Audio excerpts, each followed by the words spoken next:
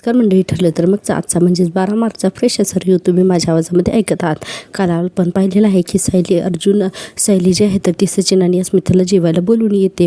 तर आता सचिन आणि अस्मिता हॉलमध्ये जेवायला येतात. आता सगळेजण त्या दोघांची वाटच बघत असतात, कारण तसं ठरलेलं असतं ना. तर अस्मिता म्हणते, तुम्ही सगळेजण आमच्यासाठी जेवायचं थांबलात का? तर असं म्हणल्यानंतर सगळेजण आनंदाने बघतात त्या दोघांकडे. आणि प्रतापराव म्हणतात की अगं, घरातले सगळेजण आल्याशिवाय जेवायला कशी सुरुवात करायची नाही का? आता हे ऐकून सचिन आणि अस्मिताला जरा बरं वाटतं. पण अर्जुन आणि अश्विन या दोघांना काही सचिनशी बोलायचं नसतं, पण नाईलाज असतो ना. तर सचिन लगेचच म्हणतो, सॉरी आम्हाला जरा लेट झालं म्हणून. पूर्णाजी म्हणतात की काही हरकत नाही, बसा ना. आता पूर्णाजी असं चांगलं बोलतायत म्हणल्यानंतर सचिन मनात विचार करतो, हे सगळे अचानकच नॉर्मली कसं काय माझ्याशी बोलतायत म्हणून. आता अस्मिता बसते. आता अस्मिता जेवायला बसली की सचिन सुद्धा तिच्या शेजारीच बसतो. आता सगळे सुभेदार एकत्र जेवायला बसतात. आता सायली आणि प्रिया जी आहे तर ती सगळ्यांना जेवायला वाढत असतात. विमल सुद्धा सगळ्यांना जेवायला वाढत असतं. अर्जुन बघा, अर्जुन पटकन भाजी वाढायच्या अगोदर म्हणतो, मम्मा ती भाजी माझ्याकडे दे ना. आणि म्हणतो, अस्मिता हे बघ, माझ्या बायकोनं ना तुझ्या आवडीची भाजी बनवली बघ. खरंच? अस्मिता म्हणते हो. अर्जुन म्हणतो, बघ तुला भाजी आवडते ना, तशीच भाजी बनवली. अस्मिता म्हणते, दे मग मला वाढू दे. अर्जुन म्हणतो, नाही, मग आम्ही ठरवलंय की ही भाजी आम्ही तुला अजिबात देणार नाही, आम्हीच संपवणार आहेत म्हणून. आता कल्पनाताई म्हणतात, काय रे अर्जुन, असं बहिणीला त्रास देऊ नकोस. तर अस्मिता म्हणते, बघा अर्जुन, तू मार खाशील, आता गपचूप माझी भाजी मला दे म्हणून. तर अर्जुन काही भाजी देत नाही. आता ती भाजी पहिल्यांदा तर स्वतःला वाढून घेतो, अश्विनला देतो. आणि अस्मिता म्हणत असते की ह्या दिवसामध्ये माझे लाड करायचे का, आता मला असा त्रास द्यायचा. अर्जुन म्हणतो, हे बघ मी आवडतो. अश्विन लगेच असं प्रतापरावांना भाजी वाढतात. आणि अस्मिता इकडे ओरडत असते, अरे मला द्या ना भाजी म्हणून.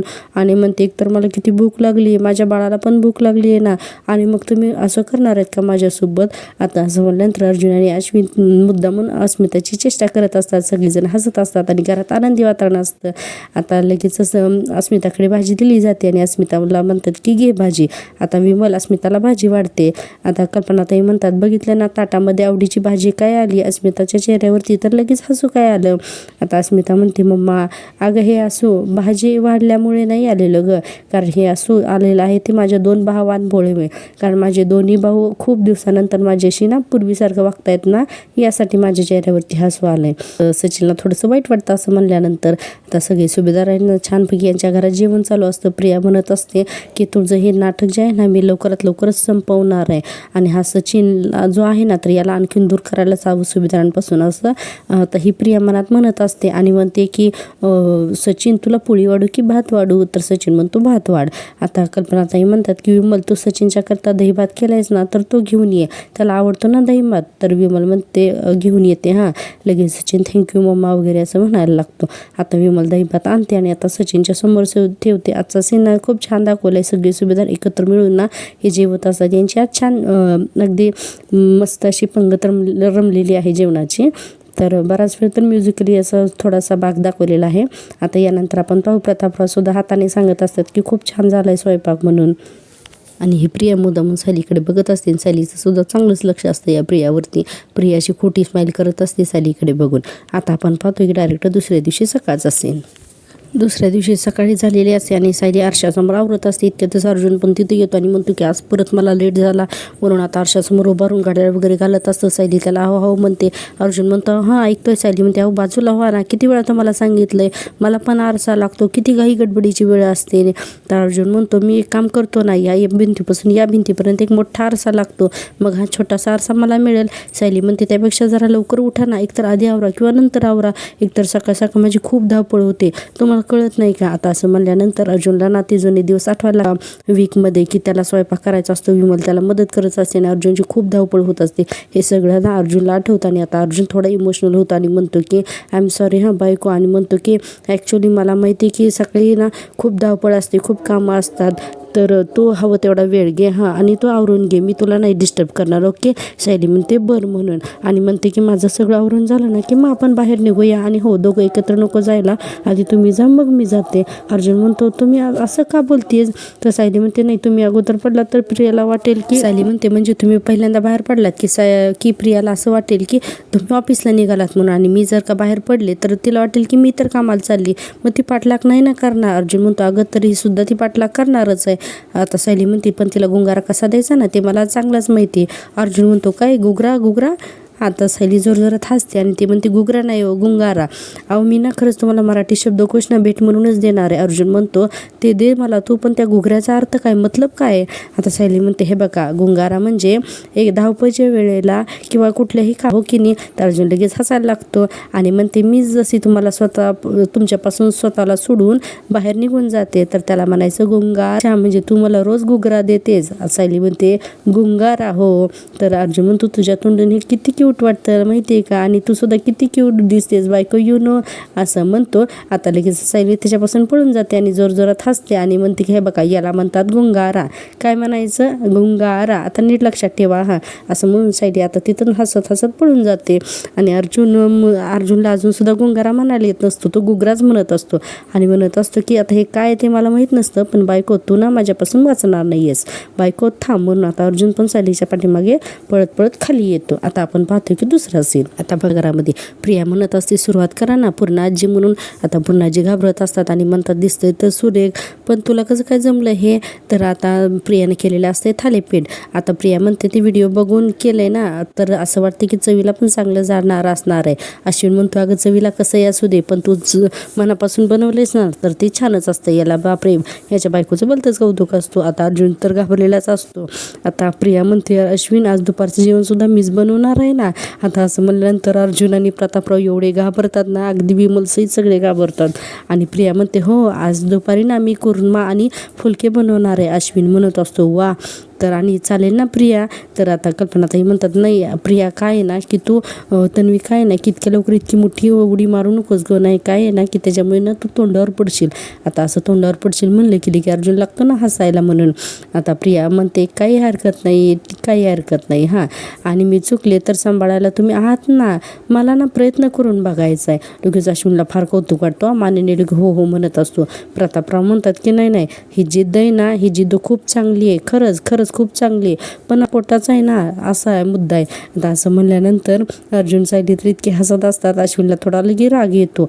लगेच म्हणतो की तन्वी तू ना कर गो कुर्मा भाजी, मी ना अगदी आनंदात खाईन म्हणून. आता अर्जुन तर मांडोला होत असतो, याला काय याच्या बायकोच्याचं काही खातोय म्हणून. आणि अश्विन पुढे म्हणतो की आणि डोंट वरी सगळेजण खातील हां, बनव तू बनव. आता अश्विन म्हणत असतो पण सगळ्यांना ना भीती वाटत असते. आता पूर्णाजी म्हणतात आधी थालीपीठ तर चाकून बघूयात का म्हणून. आणि आता अश्विन जो आहे तर तो हो म्हणतो आणि थालीपीठ तिने तुटत नसतं ते थालीपीठ, आणि पूर्णाजींना पण तुटेना. दोघंही प्रयत्न करतात पण एका हाताने काय ते थालीपीठ तुटेना. अर्जुन सायली तर एकमेकाकडे बघत असतात. कल्पनाताईंना पण थालीपीठ काही केलं तुटेना. आता सगळेजण बघायला लागतात. अश्विनला पण तुटत नसते, काही केलं थालीपीठ नक्की तिने काय केलेलं ना देवच जाणे. आता सुरुवातीला तर कोणी काही बोलत नाही. अर्जुन तर 2 हाताने अक्षरशः थालीपीठ ओढायला लागतो, तेव्हा कुठे त्याला एखादा तुकडा तुटतो. आता पूर्णाजी एक घास खाऊन बघतात आणि तितकं काही घाण लागत असतं ना की बस, पण अर्जुनला अजून काही नाही तुटलेलं. खूप प्रयत्न करतोय पण अजूनही नाही त्याला तुटलेलं. आणि प्रिया इतक्यातच म्हणते पूर्णाजी कसं झाले थालीपीठ. आता पूर्णाजींना तर काय बोलावं ते कळतच नाही. तर म्हणतात की अगदी ना तुझ्यासारखं झालंय. प्रिया म्हणते माझ्यासारखं म्हणजे कसं झालंय. आता सगळेजण बघायला लागतात अश्विनसहित सगळे. आता लगेचच पूर्णाजी म्हणतात नाही कसं आहे ना की दिसतंय तसं आतमध्ये नाही आहे, असं झालंय बघ थालीपीठ. अर्जुन इतकं हसत असतो ना बापरे, अश्विनला तर फार राग येत असतो की त्याच्या बायकोला सगळे हसतायत म्हणून. प्रतापराव सुद्धा हसत असतात, तोंडात घास असतो पण कोणाला काही बोलताही येत नसते. आता अश्विन लगेच म्हणतो कॉम्प्लिमेंट देता येत नसतील ना, म्हणजे अर्जुनकडे बघून म्हणतो की कॉम्प्लिमेंट देता येत नाहीत ना तर हसू तरी नकात ना, निदान करते ना ती प्रयत्न. प्रिया म्हणते अश्विन असू दे काही हरकत नाही, मी हळूहळू शिकेन मी शिकेन हळूहळू. सायली म्हणते मी काय बनवू का पूर्णाजी. तर पूर्णाजी हो म्हणतात. लगेच कल्पनाताई म्हणतात हो चालेल ना. प्रतापराव सुद्धा म्हणतात हो चालेल. अर्जुन म्हणतो नको राहू दे मला उशीर होतोय, मी चाललो ऑफिसला. आता अर्जुन चालला म्हणल्यानंतर प्रिया अर्जुनला म्हणते अर्जुन सॉरी माझ्यामुळे ना तुला उपाशी जावं लागतंय आज ऑफिसला. अर्जुन तिला काहीच बोलत नाही आणि टेबलवर उठून अश्विनकडे बघून म्हणतो खा थालीपीठ खा आणि कॉम्प्लिमेंट दे मग खाऊन. असं म्हणून अर्जुन आता घराच्या बाहेर निघून जातो. आता लगेच विमलताई म्हणतात सायली वहिनी आपण पटकन पोहे करूयात का. सायली म्हणते हो चला. म्हणून म्हणते की आई पूर्णाची मी पटकन पोहे करते हां, असं म्हणून हे सायली आणि विमल दोघीजणी जातात पोहे करायला. आणि अश्विन अगदी एक ना एक घात चवीने तो थालीपीठ खात असतो. हे सगळं पूर्णाजी बघतात आणि मान हलवतात आणि अक्षरशः म्हणतात की बाकी काही असू देत नवरा असावा तर ना अश्विन सारखा. आता अश्विनला कळतं पूर्णाजी असं का म्हणतात. आणि ही निर्लज्ज प्रिया ना हसत असते असते. प्रतापरावांना तर खूप वाईट वाटत असतं. बिचारा अगदी पटापट खात असतो बायकोने केलेलं. आता प्रिया म्हणत असते, आज तर अर्जुन एकटाच बाहेर पडला. खरंच हा ऑफिसला गेला असेल का मी मुद्दामून कुर्मा करण्याचा घाट घातला, म्हणजे सामान आणण्याच्या निमित्तानं बाहेर जाऊन दोघांचा पाठलाग करता येईल. पण सायली तर अर्जुन बरोबर गेलीच नाही. या दोघांचं नक्की काय चाललंय असं प्रिया म्हणत असते. मनात विचार करते की अरे काय करू आता मी, नक्की या दोघांचं काय चाललं असेल. आणि आपण पाहतोय की आता पुढच्या सीनमध्ये बघा, ही प्रिया जी आहे तर ती लिस्ट करत बसलेली असते. आणि आता तिथे विमल येते हॉलमध्ये. डायनिंग टेबलवरती ही लिस्ट करताना प्रिया म्हणते, काय करताय तन्वीताई? तर प्रिया म्हणते की ते आज कुर्मा करायचा आहे ना, तर व्हिडिओ बघून बघते की त्यासाठी काय काय लागणार आहे सामान, तर मी त्याची लिस्ट काढते. इतक्यातच कल्पनाताई आणि सायली येते आणि म्हणते की बरं विमल, मी ना जरा बाहेर जाऊन येते, मला अस्मितासाठी ना काहीतरी गोष्टी घ्यायच्यात. आणि बघ ना, अस्मिताचे दिवस भरत आले तरीही माझ्या गोष्टी घेणं काही अजून संपतच नाही. विमल म्हणते, वहिनी आता खूप कमी दिवस राहिलेत ना, म्हणून ना खूप गडबड होते, बाकी काही नाही. तर कल्पनाताई म्हणतात, हो ना. आणि विमल, असं प्रियाने ना कुर्मा करायचं काढलंय, तर तिला मदत करावं, तिचा गोंधळ व्हायला नको. आणि तन्वी, मी यांना सुद्धा सांगितलंय की फॅक्टरीतून डायरेक्ट दुपारी घरीच या जेवायला म्हणून. आता तुझ्या हातचं खाण्याची संधी कोण सोडेल, नाही का? प्रिया म्हणते, हो ना, आता कुर्मा ना आता डबल उत्साहाने बनवी ना मी. आता कल्पनाताई म्हणतात, आणि हो, कमी तिखट कुर्मा आहे ना, तर तो अगोदरच पुराईंसाठी काढून ठेव. प्रिया म्हणते, हो आई, माझ्या लक्षात आहे, ते कमी तिखट कुर्मा बाजूला मी काढून ठेवते.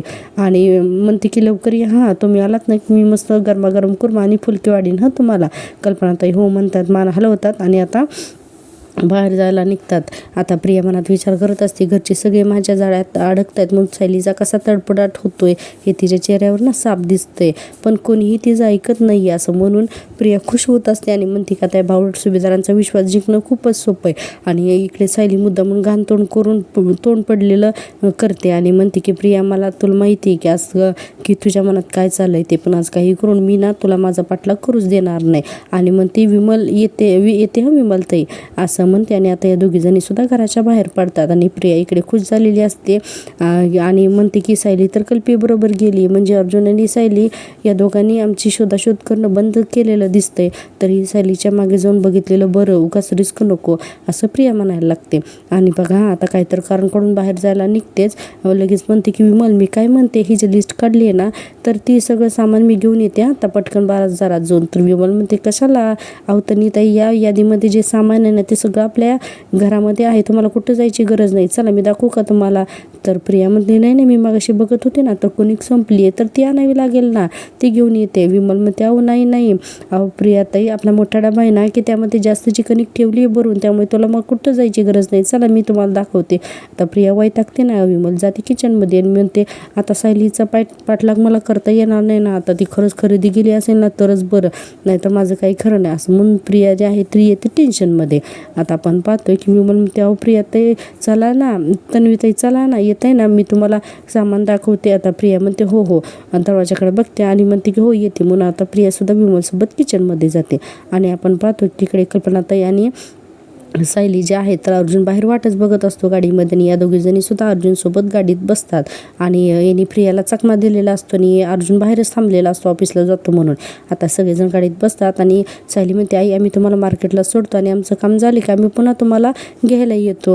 आता कल्पनाताई म्हणतात, अगं घ्यायला कशाला, मी जाईन ना, तुम्ही माझ्या करताना घाई करू नका, तुमची कामं तुम्ही निवांत करात, ठीक आहे.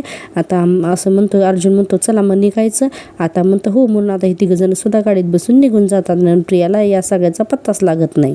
आपण पाहतोय पुढचा सीन किल्लेदारांच्या घरातला. आता इथे प्रतिमा त्या कॉफी घेत बसलेल्या असतात. रविराज तिथे येतात, म्हणतात की प्रतिमा, अगं सुमन कुठे गेली आहे गं? तर प्रतिमा त्या म्हणतात, का हो त्याच्याकडे काही तुमचं काम आहे का? रविराज म्हणतात, हो गं, माझं ना एक काम होतं. आणि म्हणतात की सुमनच्या नावाने ना मला काही इन्व्हेस्टमेंट करायच्या होत्या, त्यासाठी या डॉक्युमेंट्सवरती ना तिच्या काही सह्या हव्या होत्या. तर प्रतिमा त्या म्हणतात, अहो ती ना मंदिरात गेली आहे मगाशी. आता लगेच रविराज म्हणतात की एकटी गेली आहे? तर प्रतिमा त्या म्हणतात, हो, अहो मगाशी मी तिला म्हणाले मी पण येते म्हणून, पण तिला एकटीला जायचं होतं. रविराज म्हणतात की नाही, पण तू तिला असं एकटीला नको होतंच पाठवायला. प्रतिमा त्या म्हणतात, अहो असं काय करताय, घरात घरात असली की बिचारी ना बेचैन असते. या घरात तिच्या आणि नागराज भाऊजींच्या केवढ्या आठवणी येत त्या. आणि ती म्हणाले की मी मंदिरात जाऊन येते, म्हणजे तिचं मन शांत झालं असतं ना, म्हणून मी पण जाऊ दिलं. रविराज म्हणतात अगं मागे सुद्धा ती अशीच एकटी बाहेर पडली होती आणि किडनॅप झाली होती, आठवतंय ना तुला. प्रतिमा म्हणतात अगं ते सुद्धा ना नागराज भाऊजींनीच केलं होतं, आठवतंय ना तुम्हालाच. आणि म्हणते की आता नागराज भाऊजी तिचं काही वाकडं करू शकणार नाहीत. रविराज म्हणतात नाही नाही नाही, तरी पण सुमन ही आपली जबाबदारी आहे, थांब मी ना तिला फोनच करून बघतो. असं म्हणून रविराज लगेच फोन काढतात ना सुमनला फोन लावायला. तर प्रेक्षकांना मी काल तुम्हाला सांगितलं होतं ना, ही सुमनला नक्कीच नागराजला भेटायला जेलमध्ये जाणार आणि आज तसंच घडलं. इकडे बघा हा नागराज जेलमध्ये असा आडवा पडलाय, झोपलेला दाखवला आणि सुमन तिथे आली त्याला भेटायला. बापरे, मी जी म्हणाली होती ना ती करेक्टच माझा अंदाज निघाला. आता नागराज म्हणत असतो की कशाला आली असतो आता इथे. आता सुमन म्हणते की माझ्या प्रश्नांची उत्तरं मागायला मिळाली इथे. नागराज म्हणतो उत्तरं हवी आहेत का, जा विचारायला आली आहेस तू. आता सुमन म्हणते की तुम्हाला हवं ते विचार करा, पण आज ना मला तुमच्या तोंडून ऐकायचंच आहे की तुम्ही ना हे सगळं का केलं म्हणून. आता नागराज उठून बसतो ना आणि म्हणतो ए बाई आता काही नवीन कोर्ट उभं करतेस का काय माझ्यासमोर, जा इथून. तर सुमन म्हणते अहो तुम्हाला कधीतरी देवाच्या दरबारात उभं राहावं लागणारच आहे हो, आणि तिथेही तुम्हाला हाच प्रश्न विचारतील की तू तुझ्या भावाशी तुझ्या बायकोशी असं का वागलास म्हणून, तेव्हा काय उत्तर देणार आहात तुम्ही. आणि पुढे सुमन म्हणते मी आयुष्यभर तुम्ही केलेला अपमान गिळत आले, तुम्ही मला कायम मूर्ख बिनडोक बावळट हे ठरवत आलात आणि हे मी सहन करत आले, तरीही तुमच्यावर प्रेम करत आले, त्याचं हे फळ दिलंत का हो तुम्ही मला. तुम्हाला पैशाचा मोह होता हो, पण त्या लोभापायी तुम्ही माझा संसार उद्ध्वस्त करायचा हक्क तुम्हाला कुणी दिला. असं सुमन म्हणत असते, रडत असते आणि सांगा ना कुणी दिला, असं सुमन आता नागराजला जाब विचारत असते. आणि नागराज बघा हा त्याची अजूनही क्रूर नजर तशीच दाखवलेली आहे. इकडे पुन्हा दाखवलंय रविराज आणि प्रतिमा त्यांचा सीन. रविराज फोन करत असतात, प्रतिमा त्या म्हणतात अहो ती मंदिरात बसली असेल, तिला का करताय. तर रविराज म्हणतात अगं ती परत कधी येणार आहे ते विचारतो ना. प्रतिमा त्या म्हणतात नाही थांबा अगोदर, ती थोड्या वेळ शांत बसण्यासाठी म्हणून गेली आहे ना, त्यात आपण तिला कॉल करून तू कुठे आहेस किती वाजता येणार आहे हे सगळं का विचारायचं. आणि म्हणतात की जरा देवासमोर बसू देत तिला आपाप तिच्या सगळ्या प्रश्नांची उत्तरं मिळतील, आपण नको मध्येच डिस्टर्ब करायला. आणि मला असं वाटतं ना की आपण तो वेळ तिला देऊयात. तर रविराज म्हणतात ठीक आहे, मग मी हे बघ फार तर मी ना अर्धा तास तिला वेळ देईन, मग मात्र मी फोन करेन हा. प्रतिमा त्या म्हणतात बरं. आणि इकडे पुन्हा दाखवलं आहे की आता नागराज लगेच तर उठून येतो ना आणि म्हणतो कसला संसार ग, दादाने फेकलेल्या तुकड्यावरती चालणारा संसार, अरे हॅड असला संसार, अरे दादाच्या पैशावर माझा पण अधिकार आहे, असं नागराज म्हणत असताना पुढे म्हणतो आणि तो अधिकार जर का मला मिळत नसेल तर मग मी तो अधिकार हिसकावून घेणारच. सुमन म्हणते अधिकार, अहो कसला अधिकार, कसला अधिकार. मुळात ज्या भाऊजींच्या पैशावर तुम्ही तुमचा अधिकार समजताय ना, तर तो अधिकार म्हणजे ती काही वडिलोपार्जित संपत्ती नाही आहे, ही भाऊजींनी स्वतःच्या कष्टाने कमावलेला पैसा आहे तो, असं सुमन म्हणत असते. आणि पुढे म्हणते की आपलं लग्न झालं त्या अगोदरपासूनच भाऊजी यशस्वी वकील होते आणि त्यांच्यासारखं यश मिळवण्याची धमक तुमच्यामध्ये कधीच नव्हती. आता सुमन जे बोलते ते अतिशय बरोबर बोलत असते आणि म्हणते हे तुम्ही कधीच स्वतःच्या मनाशी हे मान्य केलं नाही आणि उलट चुकीचा मार्ग निवडलात आणि त्याचे काय परिणाम होत आहेत हे तुम्ही बघताय ना. तुम्ही इथे तुरुंगामध्ये शिक्षा भोगताय आणि मी तुरुंगाच्या बाहेर शिक्षा भोगते, असं आता सुमन चांगलंच बोलत असते. आता नागराज म्हणतो तू आणि शिक्षा भोगते, वा चांगलंच. अगं नागराज, अगं त्या रविराजच्या घरामध्ये चांगली मजा मारतेस तू कसली शिक्षा बघतेस ग. अगं शिक्षा तर मी आधी भोगत होतो आणि आता इथं आलो सुद्धा मी शिक्षा बघतोय, असं नागराज म्हणायला लागतो. आणि म्हणतो अगं दादाकडे 5-10 हजार रुपये जरी मागितले ना तर धारेवर धरायचा, मला उपकार केल्यासारखे पैसे द्यायचा मला. अरे सख्खा भाऊ आहे ना मी त्याचा, अरे मग आहे ना सख्खा भाऊ, मग त्यानं मला असं का वागवलं सांग ना, का वागवलं त्यानं मला असं, त्यानं नाही वागवलं पाहिजे असं मला. आणि आता थोडं सायकिक होऊनच बोलतो आणि म्हणतो की मग मी माझा मार्ग शोधणार आणि शोधला सुद्धा. आता सुमन म्हणते तुम्हाला अजूनही असं वाटतं की तुम्ही जे केलं ते बरोबर केलं. तर नागराज म्हणतो हो बरोबर केलंय मी, कळलं का. आता सुमनच्या लक्षात येतं की हा थोडा बावळटपणाने बोलतोय म्हणून. आता नागराज म्हणतो त्या महिपतने जर का वेळीच त्या तिघांना मारलं असतं ना तर आणि जिवंत नसताना ठेवलं तर वेळीच हे सगळं जर घडलं असतं ना तर आजपर्यंत या सगळ्या प्रॉपर्टीचा राजांना मी झाला असतो आणि तू राणी बनून राज्य केलं असतं सुमन.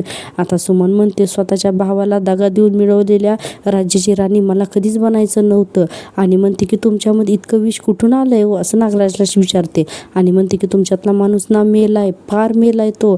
नागराज म्हणतो नाही नाही नाही नाही नाही, जिवंत आहे. माझ्यातला माणूस अजूनही जिवंत आहे. म्हणून तर ना असा पैसा खेळवायचा आहे मला. हातात माझ्या भरपूर पैसा खेळवायचा आणि मी ना तो खेळवणारच. आणि ही जी सगळी प्रॉपर्टी जोपर्यंत माझ्या हातात येत नाही ना तोपर्यंत, फक्त तोपर्यंतच मी दादाला जिवंतच ठेवणार आहे. आता हे वाक्य ऐकल्यावर तर सुमनला इतकं किळसवाणी वाटतं. ती म्हणते शी, मला ना लाज वाटते की माझ्या नावासमोर ना मी तुमचं नाव लावते म्हणून. किळस येते मला तुमच्याकडे बघण्याची सुद्धा. नागराज म्हणतो हो ना, मग कशाला आलीस ग तू इथं, चल निघ इथून. मी नव्हते तुला इथं अक्षता घेऊन आलो सांगायला ये इथं मला भेटायला म्हणून, चल निघ इथून, असं आता नागराज म्हणायला लागतो. आणि आता आपण पाहतो की डायरेक्ट दुसरा सीन, तो म्हणजे अर्जुन. आता अर्जुन आणि सायली त्या चाळीत जातात आणि चाळीचा दरवाजा उघडतात. मग ती दरवाजा उघडते ती बाई, ती म्हणजे जिला सदाशिव आणि मैनावतीने त्यांची 5वी मुलगी विकलेली असते ना, तर ती. अर्जुन म्हणतो मी आत येऊ का, तर ती बाई म्हणते तुम्ही परत कशाला आलात, तुम्हाला जे काय होतं ते मागच्या टायमाला सगळं सांगितलंय ना. सायली म्हणते हो, पण मला ना परत तुम्हाला काहीतरी महत्त्वाचं बोलायचं. अर्जुन म्हणतो आम्ही इथेच बोलतो बाहेर, चालेल का तुम्हाला, बोलतो इथेच. तर ती बाई म्हणते नाही नाही नाही नाही, नको नको, तसं नको, आत या आत या असं करते. आणि आता मग सायली आणि अर्जुन दोघेजण सुद्धा आतमध्ये जातात. आणि आता ती बाई म्हणते आता तुम्हाला काय बोलायचं आहे. तेव्हा सदाशिव आणि मैनावतीबद्दल मी समज सांगितलं ना तुम्हाला, असं ती अर्जुन सायलीला म्हणत असते. पुढे ती बाई म्हणते पण त्यावेळेस ना तुम्ही माझ्यावरती भरोसा नाही केला, तुम्हाला ती मैनाच खरी वाटते. अर्जुन म्हणतो तसं नाही आहे, तुम्ही जे बोलताय ना तर ते अगदी खरं होतं. ती खोटे आहेत आणि ते ना एकदम खोटं बोलत होते माझ्याशी, असं बोलल्यानंतर ती बाई लगेच हसायला लागते. म्हणजे तिला कळतं. आणि मग ती बाई म्हणते तुम्हाला पण ना त्यांनी काहीतरी दणका दिलेला दिसते हो ना. अर्जुन म्हणतो ती माणसं अशी आहेत ना, त्यांच्यासमोर जो येईल ना त्याला ती फसवतात. ती बाई म्हणते म्हणजे काय, लय वाईट आहेत ते, दुसऱ्याच्या डोळ्यातलं काजळ सुद्धा चोरून येतील ते, अशी माणसं आहेत ते. आता ही बाई म्हणते की अहो आता स्वतःच्या पुरीला पैशासाठी विकली तिने, आणि म्हणजे काय लायकाची माणसं असतील ना ती बघा. सायली म्हणते पण त्यांना त्यांची मुलगी इतकी का नकोशी झाली असेल की परिस्थितीमुळे त्यांना त्यांच्या 4 मुलींना पोसता येणार नव्हतं. तर ती बाई म्हणते 4 नाही 5 मुली. आता 5 मुली म्हणल्यानंतर अर्जुन सायली एकदमच बघायला लागतात ना. ती बाई म्हणते नाही 4 मुली होत्या ना कसं तरी, तोपर्यंत त्यांनी गाडा संसाराचा हाकला, पण 5वी मुलगी झाली ना तर त्यांचे खायचे प्यायचे सुद्धा वांदे झाले. आणि मग ती पोरगी ना 3-4 वर्षाची झाली ना की मग स्वतःचे रंग दाखवायला लागली. म्हणजे ही प्रिया बरं का, तिच्याबद्दल बोलते ही बाई. ही म्हणते कधी त्याला मार कधी त्याला गाडाव, म्हणून तर सदाशिव आणि मैनावतीने त्या पोरीला माझ्याकडं आणून सोडली ना. आणि म्हणते आणि त्याच्या मोबदल्यात पैसा घेतला माझ्याकडून पैसा. अर्जुन म्हणतो ते माहिती आहे मला, पण खरंच त्यांना 5 मुली होत्या का. ती बाई म्हणते अहो मग म्हणजे काय, मग अजून सुद्धा ना दुकानाच्या भिंतीवर 5 पोरींचे फोटो लावून मिरवतात ते दोघे जण. आता असं म्हणल्यानंतर अर्जुन आणि सायली विचारच करायला लागतात ना. अर्जुन म्हणतो अहो पण त्यांनी तर सांगितले त्यांना 4च मुली आहेत म्हणून. ती बाई म्हणते अहो नाही हो, त्यांना ना मला माहिती आहे ना, त्यांना ना 4 नाही 5 मुली आहेत. बबली जी आहे ना तर ती त्यांची 5वी मुलगी आहे. आणि म्हणते ती बाई की तुम्ही त्या दिवशी मला फोटो दाखवला ना तर तीच बघा, तीच बबली होती. आता अर्जुनला तो मागचा सीन आठवतो, जो फोटो दाखवून अर्जुनने त्या बाईला पहिल्यांदा घाबरलेलं असतं ना की तुम्ही ओळखता का नाही म्हणून, तर तोच फोटो म्हणजे बबलीचा हे सगळं आठवतो. आणि म्हणतो बरं थँक्यू, अजून काय हवं असेल तर आम्ही तुम्हाला परत विचारायला येऊ. हां तर ती बाई म्हणते हे बघा तुम्ही आता ना मागल्या वेळेसारखं पोलिसाची भीती दाखवू नका. तर अर्जुन म्हणतो काय म्हणाला, तर बाई लगेच घाबरते आणि म्हणते नाही म्हणजे मग मी पण मदत करायला तयार होईन ना म्हणून म्हणते. असं ती बाई घाबरते. अर्जुन तिला चांगलाच ॲटिट्यूड दाखवतो आणि म्हणतो की आम्ही येतो. म्हणून आता अर्जुन आणि सायली दोघेही तिथून निघून जातात. आता घराच्या बाहेर पडल्यानंतर अर्जुन सायली बोलत असतात. सायली म्हणत असते म्हणजे याचा अर्थ त्या सदा आणि मैनाला 4 नाही तर 5 मुली होत्या आणि बबली त्यांची 5वी मुलगी होती. अर्जुन म्हणतो मला ना काही कळतच नाही आहे. सदा आणि मैनाने सांगितलं होतं की त्यांना 4च मुली आहेत आणि महिपतनं त्यांना खोटं बोलायला सांगितलं होतं की त्यांना 5 मुली आहेत असं सांग म्हणून. इतक्या दिवस आम्हाला वाटत होतं की महिपतने सदा मैनाला आपल्या घरी मला त्रास द्यायला पाठवलं होतं, पण यामागे ना खरंच काहीतरी वेगळं कारण आहे, नाही तर प्रिया त्यांना अजूनही पैसे देत राहिली नसती. अर्जुन म्हणतो हा ना काहीतरी मोठा प्लॅन आहे आणि यामध्ये ना ही प्रिया, नागराज आणि महिपत हे आहेत, या 3 हे तिघ आहेत त्या प्लॅनमध्ये. पण मला एक गोष्ट कळत नाही आहे की ह्या सदा मैनाला हाताशी धरून या सगळ्यांचा ना काय प्लॅन असेल. महिपत आणि नागराज या सदा आणि मैनाशी आधीपासूनच कनेक्टेड असू शकतात आणि पण प्रियाचं काय असं अर्जुन म्हणतो. पण म्हणतो प्रिया कशी काही इन्व्हॉल्व झाली असली या सगळ्यामध्ये. सायली म्हणते प्रिया आणि सदा मैनाचा संबंध काय आहे हे कळलं ना की सगळी कोडी आपोआप सुटतील असं सायली म्हणत असते. आणि आता बघा अर्जुनना या बोलण्याचा सगळा तिचा विचार करायला लागतो. आता आपण पाहतोय की रात्र झालेली असते आणि इकडे ही सायली लोखंडेच्या घरी येऊन पोचली म्हणजे कन्फर्म ना ती माझा पाठलाग करत असेल असं प्रिया आता रात्री रूममध्ये एकटीच विचार करत असते आणि म्हणते की नाही नाही नाही असं नाही होणार, यापुढे ना मला पुढं थोडंसं सावध राहायला हवं. आणि म्हणते की सायली आणि अर्जुनला माझा संशय येईल असं मला कुठेही जाता कामा नाही. आता ना सदा आणि मैनाला भेटायला तर नाहीच नाही आणि त्या नागराजला भेटायला तर अजिबातच नाही असं प्रिया म्हणते. आणि आता तिथे बेडवर बसलेली असते आणि विचार करत असते. आपण पाहतोय की आता इतक्यातच तिथे अश्विनी येतो. आता अश्विन तिथे येतो आणि म्हणतो की तन्वी तू आताही आपल्या घरच्यांचाच विचार करतेस ना. आता प्रिया लगेच हो म्हणते. आता अश्विन म्हणतो हे सगळे ना आता तुझ्याशी नीट वागतायत, तू ना आता ना थोडंसं आणखीन जोर लाव आणि सगळ्यांची मनं ना कायमची जिंकून टाक हां. आणि त्यासाठी ना तू जे काही करशील ना हे सगळं ना मला अगोदरच फक्त प्लीज सांगत जा हां असं. आणि म्हणतो की मीही त्यात तुझ्याबरोबरच असेल ना. मग तुझा हातात घेऊन म्हणतो की आणि तू घरच्यांसाठी जे काही करायचं ठरवलेस ना ते मला प्लीज अगोदरच सांग हां, म्हणजे माझ्या मदतीने तुला ना ते सगळं आणखीन चांगलं करता येईल. तर प्रिया म्हणते अश्विन माझ्या मनात असे ना की मला आपल्या घरच्यांसाठी ना पूर्ण स्वयंपाक करायचा आहे सगळा म्हणून. आणि म्हणते की म्हणजे मेनू ठरवण्यापासून ना सगळं करायचं आहे. अश्विन म्हणतो हो पण अलीकडे तू हे सगळं करतेसच ना. प्रिया म्हणते नाही रे तसं नाही, पण मला ना आई किंवा पूर्ण आजी तेव्हा स्वयंपाक सांगतात जेव्हा त्यांना मला शिक्षा द्यायची असते तेव्हा सांगतात. मग मला सांग की मी स्वतःच्या इच्छेने कधी करते तेव्हा काय नाटकं करत असते. आणि म्हणते की जेव्हा मी स्वतःहून करण्याचा प्रयत्न करते ना तर मला लगेचच नियम ऐकवले जातात. मग मलाही वाटतं ना की तर सुनांसारखं आपण हे आपल्या सासूसाठी आजी सासूसाठी काहीतरी चवीचं करावं, गोडाधोडाचं करावं म्हणून. पण ना मला असं काही करताच येत नाही. मला ना तो हक्कच नाही अश्विन. तो अगं हक्क आहे तुला आणि मी तुला प्रॉमिस करतो की तुला तुझ्या मनासारखं वागता येईल म्हणून. मी लगेचच अश्विन म्हणायला लागतो की नक्कीच हां म्हणून अगदीच तिला विश्वास देतो. आणि आता आपण पाहतोय की पुढचा सीन. आता आपण पाहतोय की इकडे अर्जुन त्याच्या रूममध्ये विचार करत बसलेला असतो आणि त्याला तो सीन आठवतो. डॉक्टरने सांगितलेलं असतं या रक्तग्रुपप्रमाणे तन्वी ही आहे ना तन्वी जी आहे ना तर ती रविराजांची मुलगी असू शकत नाही. त्यानंतर मैना म्हणालेला असते ना की आम्हाला ना पैशांची चणचण आहे म्हणून मग आम्ही तर त्या तन्वीकडून पैसे घेतले. हे सगळा सीन आहे ना तो अर्जुनला आठवत असतो. अर्जुन एकटाच विचार करत बसलेला असतो. इतक्यातच तिथे आता सायली येते. आता सायली थंड दूध घेऊन आलेली असते आणि अर्जुनला म्हणते अहो हे घ्या बरं थंड दूध, तुम्हाला पित्ताचा त्रास होतोय ना. तर अर्जुन म्हणतो नको. सायली म्हणते हे बघ आईने दिले हां मग आता हे तुम्हाला घ्यावंच लागेल, पटकन घ्या बरं, पटकन दूध पिऊन टाका आणि मला सांगा बरं की डोक्यामध्ये कसले विचार सुरू आहेत ते. अर्जुन आता तो ग्लास ठेवतो आणि म्हणतो खूप विचार चालू आहेत माझ्या डोक्यामध्ये. काही दिवसामध्ये इतक्या काही गोष्टी कळाल्यात नाही की डोक्याचा नुसता क्युअर झाला आहे. सदा मैना ती बाई आणि जिला लोखंडेने मुलगी विकली होती, त्यानंतर महिपती, या सगळ्यांचा काय संबंध एकमेकांशी मला ना काहीच कळत नाही. सायली म्हणते खरंच खूप गोंधळ झाला ना तुमच्या डोक्यामध्ये. तर सायली म्हणते हे बघा हा गोंधळ सोडण्याचा एकच मार्ग आहे, आपल्या मनात जे काही असतं ना तर ते लिहून काढायचं. आणि म्हणते की तुम्ही हा बोर्ड आहे ना तो फिरवा, मी आलेच असं म्हणते. आता अर्जुन उठून तो बोर्ड फिरवतो. आता सायली काय करते ड्रॉवरमधली आता काही म्हणजे चिठ्ठ्या काढते आणि त्याच्यावरती ना नाव टाकते, जसं की सदा, मैना, प्रिया आणि 5वी मुलगी अशा काही त्या स्ट्रिप्स बनवते. आणि आता अर्जुन आणि सायली हे सगळ्या स्ट्रिप्स जे आहेत ना तर ते आता बोर्डला चिटकवणार असतात. आता अर्जुन आणि सायलीने ज्या काही नोट्स बनवले आहेत ना तर त्या सगळ्या त्या बोर्डला चिटकवतात. आता सायली म्हणते बघा हां म्हणजे ना की मला त्रास देण्यासाठी महिपतने सदा मैनाला आपल्या घरी पाठवलं होतं असं आपल्याला कोणी सांगितलं तर सदा मैनाने सांगितलं. तर तेव्हा आपल्याला असं वाटलं की महिपतची मुलगी गेली याचा त्याला त्रास होतोय आणि म्हणून तो हा सूट घेतोय, बरोबर ना. अर्जुन म्हणतो हो. सायली म्हणते मग नक्की हेच कारण असेल, हे कशावरून, यामागे त्याचं आणखीन कारण कशावरून नसेल बरं. आणि मग सदा मैना यांनी त्यांच्या 5व्या मुलीबद्दल आपल्याला खोटं का सांगितलं असेल आणि नंतर तेही त्यांनी महिपतवरच ढकललं. हा 5व्या मुलीमध्ये ना नक्कीच काहीतरी प्रॉब्लेम आहे. आता अर्जुन म्हणतो की तेच तर शोधायचे आपल्याला. प्रिया म्हणते सदा आणि मैना जेव्हा आपल्या घरी राहायला आले ना तेव्हा मी बऱ्याच वेळेला मैनाशी बोलायचे तेव्हा मला ना काही गोष्टी ती सांगायची, पण ती ज्या गोष्टी माझ्या म्हणून सांगायचे ना तर त्या गोष्टी खरं तर तिच्या मुलीच्या आठवणी आहेत. अर्जुन म्हणतो करेक्ट म्हणून. आणि आता ते आठवायला लागतात सीन. आणि आता सदाशिव म्हणलेला असतो हिचं लहानपण म्हणजे तापच होतं आमच्या डोक्याला. अर्जुन म्हणतो म्हणजे, तर मैना म्हणते काय होतं ना की गल्लीतली सगळं पोरं हिच्या तक्रारी घेऊन यायची ना आमच्याकडं, कोणाशी पाठायचं नाही हिचं. अर्जुन म्हणतो हो करेक्ट आहे, त्यांनी ना तुझ्याबद्दल खरंच खूपच हॉरर स्टोरी सांगितल्या होत्या. मैना म्हणाली होती की तो शाळेत असताना ना की बऱ्याच तुझ्या खूप मस्तीखोर होतीस तू आणि तुझी तक्रारी यायच्या, पण हे सगळं ती ॲक्च्युली तिची 5वी मुलगी होती आणि ती त्याच्याबद्दल बोलत होती. सायली म्हणते हो ना, मग आपण ना त्या मुलीला तिच्या शाळेपासून शोधायला सुरुवात करायची का नाही. 5 बहिणी होत्या म्हणजेच सगळ्यांची शाळा एकच असेल.